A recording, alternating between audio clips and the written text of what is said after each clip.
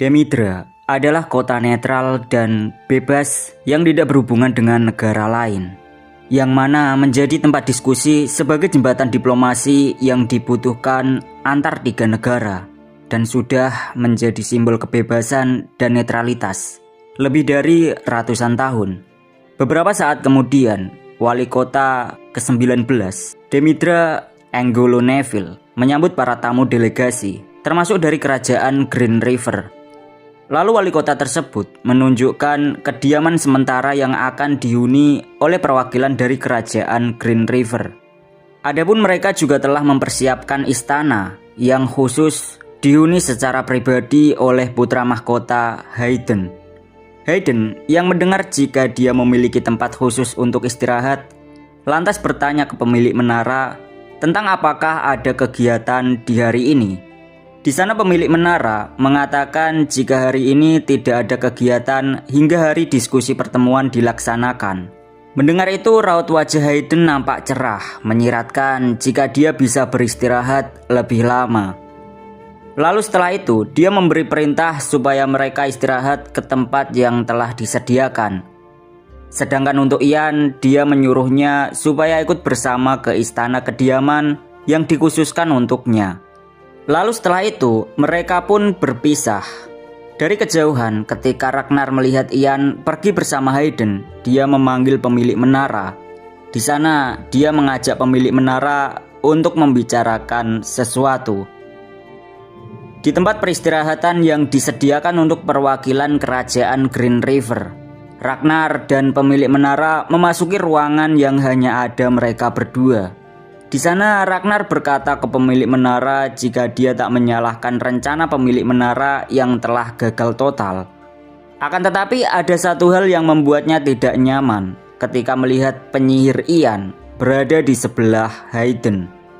Di sana Ragnar merasa sangat jengkel terhadap keberadaan Ian saat ini. Pun sebaliknya, pemilik menara juga menyetujui itu karena dia sendiri juga tidak nyaman dengan keberadaan Ian. Akan tetapi pemilik menara mencoba menenangkan Ragnar bahwa mungkin Ian memang hebat dalam sihir. Namun pertemuan ini ditujukan untuk kemampuan diplomasi. Oleh sebab itu, tidak banyak yang bisa dilakukan oleh Ian jika hanya dengan sihir. Dan bahkan Ian juga pasti tak mampu menyampaikan sesuatu.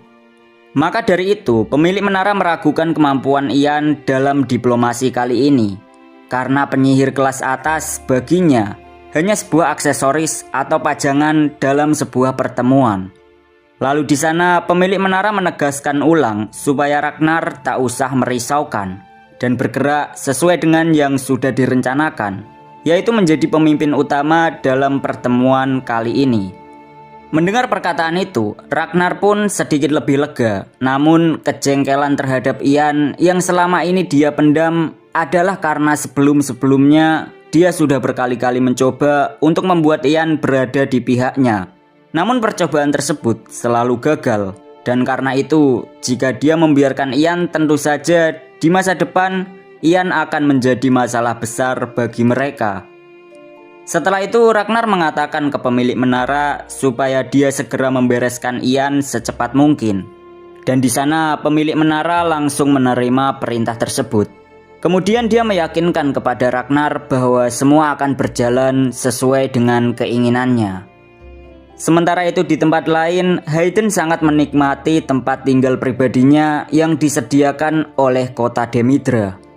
Setelah itu dia mengatakan ke Ian dan Oliver bahwa di kota ini ada banyak pertunjukan ketika malam hari. Dan di sana dengan sifat kekanak-kanakannya, dia ingin pergi dan menyamar untuk jalan-jalan. Ian lalu dengan serius memanggil Hayden. Sedang Hayden sendiri langsung panik mendengar itu. Wajahnya menyiratkan ketakutan saat melihat wajah Ian yang nampak begitu seram di matanya. Lalu sembari menepuk kepala, Ian mengatakan ke Hayden supaya dia mengerti situasi saat ini. Di sana Ian menjelaskan ke Hayden jika dia merupakan perwakilan kerajaan sekaligus penerus tahta. Apalagi di sini dia juga akan bertanggung jawab dalam negosiasi pada diskusi kesepakatan. Lalu dengan kesal, Ian langsung menegaskan supaya kau itu jangan bermain. Sembari wajahnya menyiratkan kesedihan, dengan polos Hayden berkata, "Mengapa? Padahal kan masih banyak waktu." Mendengar itu dengan terbakar, Ian mengungkapkan jika Anda perlu menyiapkan segalanya mulai dari titik ini. Karena melihat Ian marah, Hayden mencoba mencari pembelaan ke Oliver. Namun Oliver langsung memalingkan muka karena dia juga kesal terhadap pangerannya itu.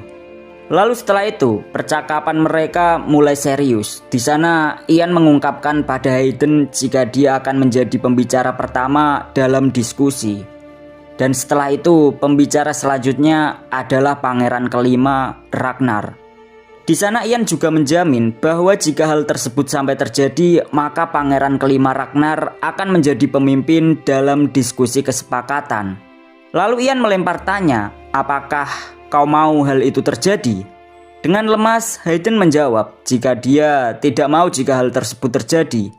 Tapi dia memiliki alasan khusus bahwa sejujurnya dirinya tak tahu harus menyampaikan apa dalam pertemuan. Karena dia sendiri tak paham tentang politik diplomasi. Karena tidak ada seorang pun yang mau membantunya. Mendengar perkataan itu, Ian hanya terdiam. Hayden lalu melanjutkan bahwa daripada dia malu menyampaikan sesuatu yang tidak masuk akal, maka dari itu dia berencana memilih untuk diam di pertemuan nantinya. Ian yang melihat Hayden menyerah dan melarikan diri dari tanggung jawabnya, lantas mencoba untuk tak membiarkan hal tersebut terjadi. Karena baginya, Hayden ini adalah budak caturnya yang bisa membuat Ragnar jatuh dalam kesengsaraan. Ketika nanti Hayden bisa naik tahta menjadi kaisar. Setelah memikirkan itu, Ian menegaskan supaya nanti Hayden bisa menjadi pemimpin dari diskusi kesepakatan kali ini. Mendengar itu, Hayden sendiri ragu dengan kemampuannya. Ian lalu mengeluarkan sebuah dokumen dari sihirnya. Kemudian berkata ke Hayden jika saat ini kaisar menyuruhnya untuk memberi dukungan penuh supaya putra mahkota dapat mencapai sesuatu dengan tangannya sendiri. Tak hanya itu, Ian juga akan mendukung supaya Ragnar tidak mencuri panggung di pertemuan kali ini. Maka oleh sebab itu, supaya segalanya berjalan lancar, Ian memaksa Hayden untuk sekarang sampai pertemuan nanti tiba, agar Hayden menghafal semua dokumen yang telah dipersiapkannya. Singkat cerita, seminggu kemudian hari diskusi kesepakatan telah tiba. Rombongan Ragnar dan pemilik menara nampak telah bersiap. Di sana Ragnar bertanya-tanya karena ada laporan jika Pangeran Hayden belum pernah keluar sama sekali dari istana yang ditempatinya selama seminggu lalu. Di sana Ragnar sedikit mencemaskan keadaan Hayden. Di samping itu, pemilik menara juga sama, ada rasa khawatir di wajahnya. Tetapi dia sudah mengirim mata-mata untuk mengawasi istana yang digunakan Pangeran Hayden. Namun laporan menunjukkan jika tidak terjadi apa-apa. Hanya saja Hayden cuma terlihat kelelahan dan hanya berjalan-jalan ringan di sekitar taman. Ragnar yang mendengar itu hanya terdiam. Dia mencerna dengan apa yang sedang terjadi. Tapi beberapa saat kemudian, Hayden tiba-tiba muncul di depan mereka semua. Melihat kedatangan Hayden, Ragnar langsung menyambutnya dan bertanya apakah semalam dia bisa tidur nyenyak. Di sana dengan tegas, Hayden mengiyakan pertanyaan tersebut. Mendengar itu dengan wajah yang tak menyiratkan makna apapun, Ragnar tersenyum. Lalu dia meminta izin akan pergi dulu ke ruang pertemuan. Setelah itu Ragnar bergegas untuk meninggalkan Hayden dan rombongannya. Saat berpapasan dengan Ian, ada sedikit keheningan, tapi penuh pergolakan batin. Setelah itu kedua rombongan tersebut saling berpisah. Saat keduanya sudah berjauhan, di sana Hayden nampak sangat kesal. Ia mengepal tangan menyiratkan kemarahan atas basa-basi Ragnar sebelumnya. Ian yang melihat kondisi Hayden yang nampak tak stabil langsung menegurnya dan mengatakan bahwa tak perlu ada yang dikhawatirkan karena sebelumnya telah melakukan persiapan yang cukup matang selama seminggu ini. Lalu Ian meyakinkan jika Hayden pasti akan menjadi pemimpin dalam kesepakatan 3 negara. Setelah mendengar itu, Hayden mulai bangkit dan kepercayaan dirinya meningkat kembali. Beberapa saat kemudian di ruang pertemuan, wali kota ke-19 kota Demidra akan menjadi mediator dalam pertemuan yang berlangsung kali ini. Di sana aturan dari diskusi adalah adanya rekaman saat diskusi akan berlangsung.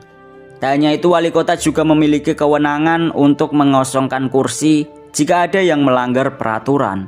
Lalu sembari wali kota memastikan seluruh peserta dan melihat persiapan mereka, akhirnya wali kota memberi perintah supaya diskusi segera dimulai sekarang juga.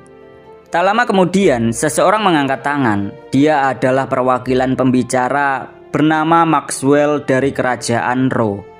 Di sana Maxwell membicarakan persoalan suplai dalam jumlah besar yang dirasa sangat susah karena jalan di area dataran utama sangat terjal. Maka dari itu, Maxwell menyarankan supaya berkontribusi mengirim penyihir dan kesatria elit. Dan saat ini sudah ada persetujuan dari kerajaan Coldwood. Oleh sebab itu, di sana Maxwell meminta pendapat dari kerajaan Green River. Mendengar topik itu, Ian yakin jika Hayden pasti bisa mengatasi topik tersebut. Sementara Hayden sendiri masih mencerna. Sedang Ragnar mengamatinya karena ia yakin Hayden pasti tak bisa menjawab. Lalu Ragnar langsung mengambil alih percakapan dan mengatakan jika dia akan mewakili putra mahkota. Tapi hal yang tak terduga terjadi karena putra mahkota langsung memotong ucapan Ragnar dan mengatakan jika percakapan sebelumnya adalah urusan militer. Oleh sebab itu, ia berniat untuk memberi kesempatan kepada Jenderal Duncan Mythos untuk memberi pendapat terhadap pernyataan Maxwell sebelumnya. Mendengar apa yang disampaikan Hayden, di sana Maxwell awalnya juga menduga jika perwakilan akan diberikan pada Ragnar. Tetapi ada perkataan Hayden yang menyanggah jika itu tak berhubungan dengan topik utama. Karena ada ahli di sebelahnya yang tak lain adalah Jenderal Duncan. Sontak perkataan itu membuat Ragnar terkejut. Ia juga tak menyangka jika Hayden bisa memikirkan itu. Lalu berlanjut dengan ketegasan Hayden memanggil Duncan dan menyuruhnya untuk menyampaikan pendapat mengenai kemiliteran. Melihat Hayden yang begitu tegas, Ian nampak lega akan hal itu. Tapi itu hanya permulaan dan diskusi juga masih berlanjut lebih lama. Kemudian diskusi kembali berlanjut. Di sana nampak jika Hayden masih memimpin percakapan dan orang-orang juga terlihat begitu senang dengan jawaban-jawaban yang diberikan. Atas dominasi Hayden, terlihat jika Ragnar tak memiliki kesempatan untuk berbicara sama sekali. Sampai tak terasa diskusi mereka terus mengalir. Dan diskusi sampai pada bagian terakhir, sesuatu yang akan menjadi penutup dari pertemuan ini. Lalu seseorang mencoba untuk menyimpulkan diskusi yang berjalan. Ia adalah putra mahkota dari kerajaan Coldwood bernama Hector. Di sana Hector menyampaikan jika wilayah akan dibagi menjadi 3 untuk tiap negara. Akan tetapi ada kekhawatiran jika saja salah satu dari wilayah mendapat tempat yang sumber dayanya tidak subur. Ditakutkan akan menjadi perang karena ada rasa ketidakadilan. Mendengar itu, semua orang membenarkan pendapat dari Hector. Begitupun dengan Ian. Di sana ia menyoroti jika topik ini adalah sesuatu yang paling penting dari diskusi yang berlangsung, yaitu kesepakatan dari pembagian wilayah. Hector kemudian memberi tekanan dengan mengatakan bahwa kerajaannya tidak menginginkan adanya ketidaksepakatan dari salah satu kerajaan. Maka dari itu Hector menekankan jika ada ide yang bagus segera disampaikan dari tiap kerajaan. Karena hal ini berkaitan dengan kedamaian untuk ratusan bahkan ribuan tahun ke depannya. Di sisi lain, Ragnar memanggil pemilik menara karena ia memiliki ide yang bagus soal pembagian 3 wilayah. Maka ia berniat untuk menyampaikan pendapatnya di muka umum. Saat Ragnar mengangkat tangan dan ingin menyampaikan opininya, tiba-tiba seseorang menggebrak meja dan mengatakan jika solusi yang disampaikan Hector sudah tepat berkaitan dengan pembagian wilayah. Sontak semua mata langsung tertuju padanya dari setiap kerajaan yang mewakili. Karena ternyata Hayden menyetujui akan pembagian wilayah tersebut. Walaupun ada salah satu wilayah yang kebagian sumber daya alam yang buruk atau kurang dari harapan. Sedangkan Ragnar tak menduga akan itu. Di sana ia semakin muak karena sama sekali tak memiliki kesempatan untuk mengatakan opininya.